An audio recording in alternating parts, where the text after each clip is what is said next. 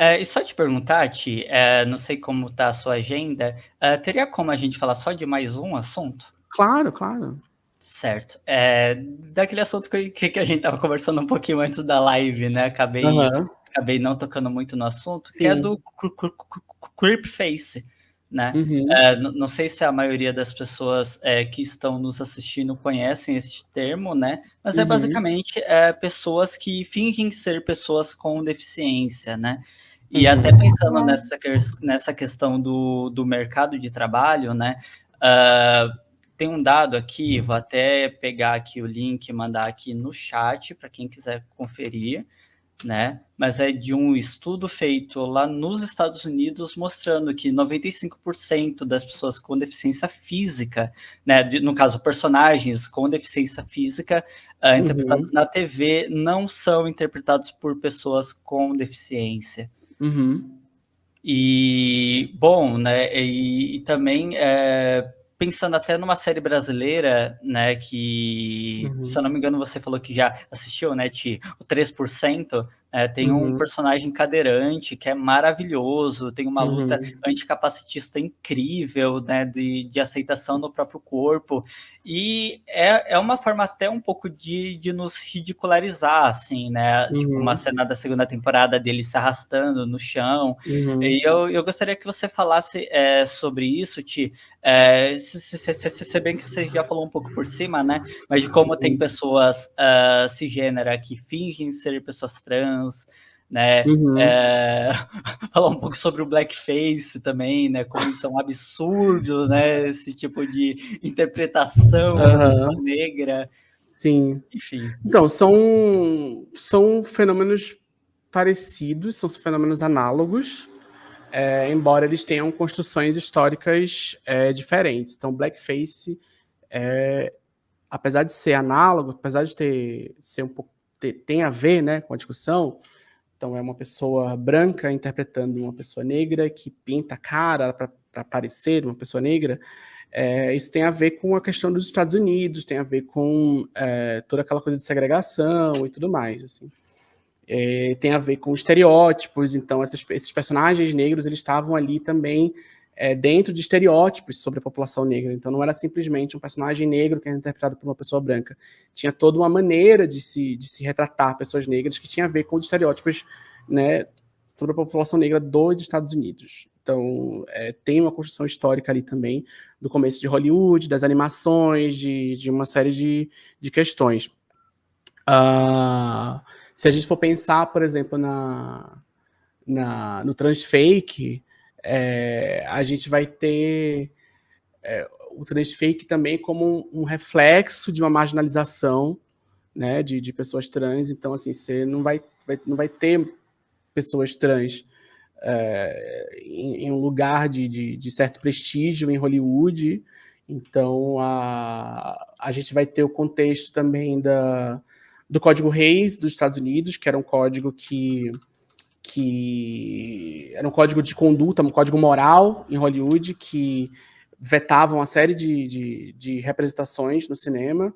Então, é um assunto bem complicado, assim, mas era um código que vetava uma série de coisas. Então não podia ter gay, não podia ter droga, não podia ter álcool, não podia ter. É um pouquinho mais complicado do que isso, mas resumindo aqui, só para caber nessa discussão, era um código que vetava uma série de discussões, né? Uma série de representações. Então tinha uma ideia moral de que os filmes eles estavam.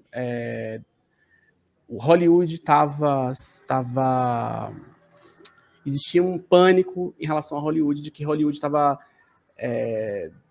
degenerando moralmente a sociedade americana e que o cinema deveria elevar moralmente. Então, para que o cinema elevasse moralmente, ele tinha que seguir esse código. Era um código que estava ligado a movimentos fundamentalistas e tudo mais. Uhum.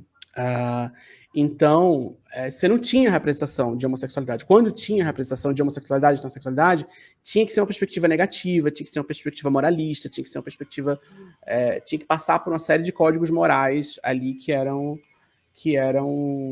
que se falava na época, era assim que se discutia na época, em parte por causa desse código. Então a gente tem essas discussões ali sobre transfake, que aí essas coisas vão o cinema contemporâneo ele vai herdar algumas dessas discussões. Então ainda se pratica transfake hoje, ainda se coloca pessoas cis para interpretar pessoas trans, mesmo a gente tendo atores e atrizes trans perfeitamente capazes de interpretar suas histórias. Mesmo hoje a gente ainda lida-se com esse tipo de questão. E aí o meu ponto, assim, um dos pontos que a gente pode discutir sobre isso é justamente essa questão do trabalho. Então, por exemplo, se você é uma pessoa trans, que você já está lidando com uma série de barreiras que impedem você de ter uma carreira em Hollywood ou em qualquer outro lugar, então, assim, já tem menos papéis, personagens trans em Hollywood, na TV e no cinema. Quando tem, você ainda bota uma pessoa cis para fazer. Então já dificulta bastante. Assim. Então, mais ou menos isso dá para a gente discutir mais ou menos, de uma forma mais ou menos parecida, se a gente for falar sobre essa coisa da pessoa com deficiência. Existem poucos personagens com deficiência. Existem poucos papéis para essas pessoas. Existe pouco. Já na situação atual, assim, a gente conta com os dedos quantos protagonistas são pessoas com deficiência, quantas pessoas com deficiência estão em papéis proeminentes em filme, no cinema e na TV. E aí quer dizer que quando tem, ainda tem que ser uma pessoa sem deficiência interpretando, né? E aí, claro que vai ter uma subjetividade maior, eu acho, né? Porque a gente tem diferentes tipos de deficiência, tem deficiências visíveis e não visíveis, tem deficiências físicas, tem deficiências neurológicas, tem uma série de discussões que dá para argumentar a favor e contra dentro dessas subjetividades. Assim. De uma forma geral, eu acho que é importante mesmo, assim, a gente, até para que esses papéis sejam conduzidos de uma maneira mais rica, interessante, e a gente trazer o envolvimento de pessoas que têm deficiência, não só para interpretar o papel, mas para escrever, para dirigir, para conduzir, para fazer direção de arte, para essas histórias serem contadas com um pouco mais de substância. Né? Então, acho que para além da representação em si, de existir lá a pessoa, essa representação ser trabalhada com a nuance que ela merece ser tratada. Né? Então, acho que isso é um problema que acarreta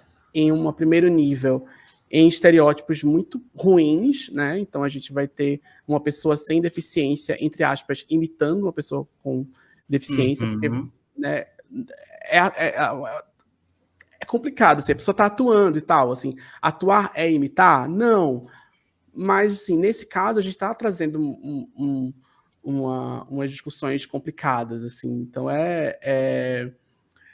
tem menos, tem nuance aí para a gente discutir sobre isso, assim, eu não sei se eu tenho uma resposta perfeitamente certa e absoluta sobre esse tipo de discussão. Eu acho que, de uma forma geral, é preferível que não aconteça e a gente tem que tensionar, né, para que quando aconteça a crítica seja bem pertinente em relação a isso, e a gente entender por que isso acontece ainda, né, mesmo com todas essas discussões hoje. Sim, e até eu coloquei o link no chat, né, para quem quiser conferir. Tem um vídeo de uma travesti em Lisboa, né, lá em Portugal, em que ela justamente né, lá num teatro, em que eram duas personagens trans. Uma realmente era uma mulher trans e a outra personagem era interpretada por um homem cis. E ela justamente estava falando como ela é uma pessoa que está na prostituição, que está trabalhando com a prostituição, e por falta de oportunidades de emprego, ela está nessa situação, né? Ela está nessa posição dentro do sistema capitalista, né?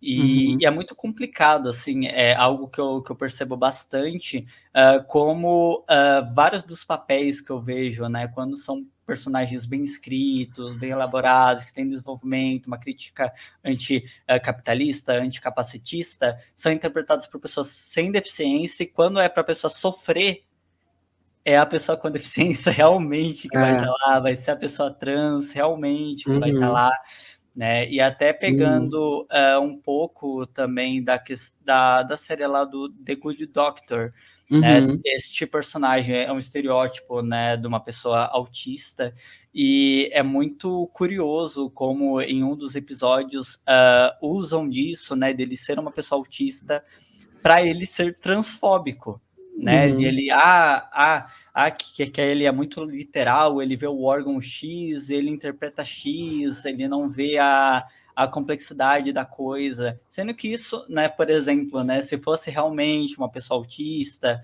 Uhum. interpretando e tudo mais, ela traria a perspectiva de que nós, justamente pelo contrário, nós somos desapegados à questão dessa binariedade, desses estereótipos, de ser as coisas do Uhum. jeitinho que são nessa sociedade binária. Né, eu Uhum. mesma, né, como eu cheguei a citar, né, do que aconteceu lá dos ataques transfóbicos a mim, eu sou muito bem resolvida comigo mesma, né, não que as outras não sejam, né, não que elas não possam ter silicone e tudo mais, pelo amor de Deus, né, não é isso que eu estou falando, né, Uhum. elas precisam ter que tenham, né, mas eu não vou fazer as coisas para agradar os outros, se for o caso, sabe, para Uhum. ter uma passabilidade melhor na sociedade, para ter um emprego um pouco melhor, para mim poder falar que eu sou apenas mulher e eu não precisar falar que eu sou uma pessoa trans e travesti, né? Uhum. Então, como é problemático de fato, né, termos personagens com deficiência sendo atuados por pessoas que não são pessoas com deficiência e ainda para justificar, entre aspas, justificar o ódio, né? Uhum. Justificar a intolerância. Você tem mais alguma coisa para falar sobre o Não, tema, Ti? não, não. Então eu acho que chegamos ao fim. Muito obrigada, Ti, de verdade. Foi uma conversa muito rica, muito Eu que maravilhosa. agradeço. Eu que Obrigada, agradeço. Então, foi muito legal. foi muito bacana. Bom, pessoal, se inscrevam no meu canal aqui no Transgressão, tá? Comentem, deixem seus comentários aqui, curtam o vídeo, compartilhem, por favor, com seus amigos. Vão no canal do Ti também, apontei para o lado errado. Vão no canal do Ti também, que os vídeos dele são maravilhosos. Me acabo nos vídeos, muito bom. E é isso, Ti. Deixo com você as considerações finais, os agradecimentos, e a gente fecha. Não, só tenho a agradecer mesmo. Foi um papo muito gostoso. A gente passou por muitas discussões pertinentes. Foi muito legal conversar com você. Tô por aqui, você tem meu contato. Quem quiser, quem não me segue ainda, que está assistindo, se quiser me seguir, seja muito bem-vindo. Muito obrigado pela audiência, quem estava aqui no chat assistindo. Tinha muitas figuras que eu conheço aqui já da comunidade. Foi muito gostoso, foi muito legal estar aqui. Muito obrigado. Nada, obrigada, Ti. Então, até logo, pessoal. Tchau, Tchau, tchau. tchau.